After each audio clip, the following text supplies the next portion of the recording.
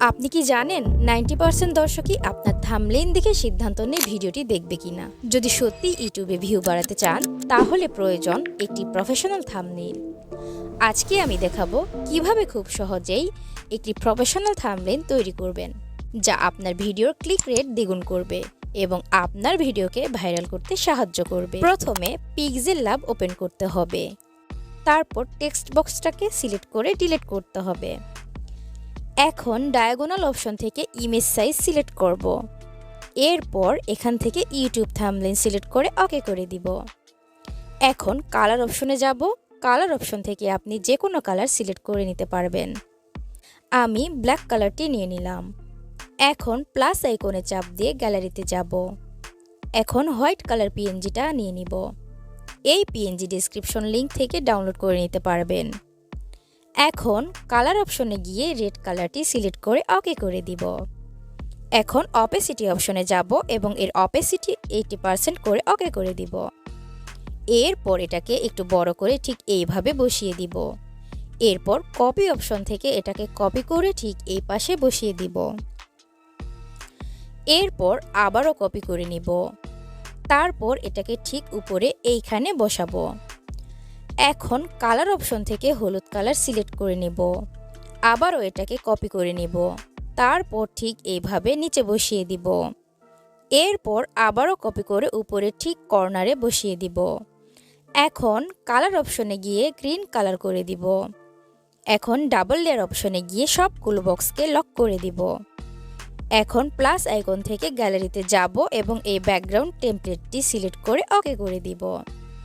এখন এটিকে ঠিক এইভাবে বড় করে বসিয়ে দিব। এরপর টু ব্যাক অপশন সিলেক্ট করে ওকে করে দিব। এখন অপেসিটি অপশনে যাব এবং এর অপেসিটি 30% করে ওকে করে দিব। এখন আমাদের থাম্বনেইলের জন্য ব্যাকগ্রাউন্ডটি রেডি হয়ে গিয়েছে। এখন আপনাকে আপনার ফটোটি অ্যাড করতে হবে, অথবা যদি আপনার ফেসলেস চ্যানেল হয় তাহলে পিএনজি অ্যাড করতে হবে। এখন প্লাস আইকন থেকে আবারও গ্যালারিতে যাব। এখন আমরা আমাদের ফটোটি সিলেক্ট করে লেফট সাইডে বসাবো। এখন স্ট্রোক অপশনে যাব এবং এটিকে এনেবল করে দিব। এখন এর স্ট্রোক বাড়িয়ে 3 করে দিলাম। আপনারা আপনাদের মতো করে বাড়িয়ে নেবেন। এখন এটিকে প্রফেশনাল লুক দিব। এর জন্য উপরে প্লাস আইকন থেকে শেপ সিলেক্ট করে নিব। রেডিয়াস 100 করে দিব। এখন কালার অপশন থেকে ইয়েলো কালারটি সিলেক্ট করে ওকে করে দিব। এখন এটিকে বড় করে ঠিক এইভাবে এখানে রাখবো। এটিকে ফটোর পেছনে নেওয়ার জন্য ডাবল লেয়ার অপশনে চাপ দিয়ে ঠিক এইভাবে ধরে ফটো লেয়ারের নিচে নিয়ে যাব। এরপর আবারও প্লাস আইকন থেকে এরকম শেপ নিয়ে নিব। এবার কালার অপশনে গিয়ে লাইট ইয়েলো কালারটি সিলেক্ট করে নিব।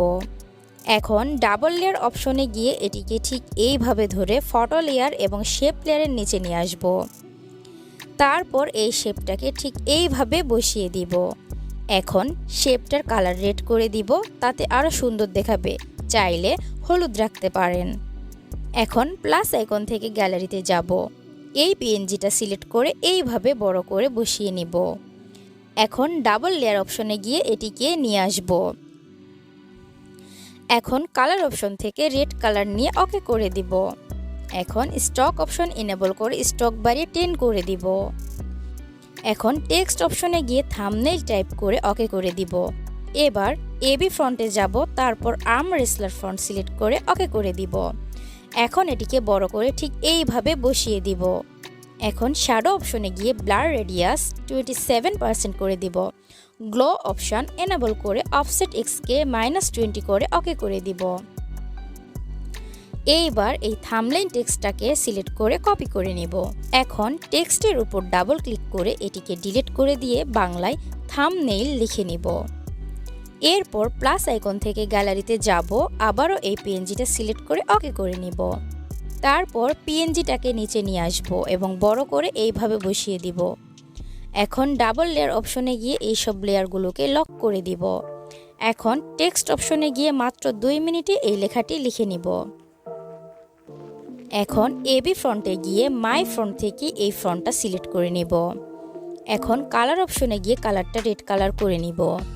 এখন লেয়ার অপশন থেকে এটাকেও লক করে দিব। এখন আবারও গ্যালারিতে যাব এবং এই থাম্বনেইলটা সিলেক্ট করে নেব। এখন উপরে ঠিক এইভাবে বসিয়ে দিব। এরপর স্ট্রোক অপশন এনেবল করে এটিকে বাড়িয়ে নিব।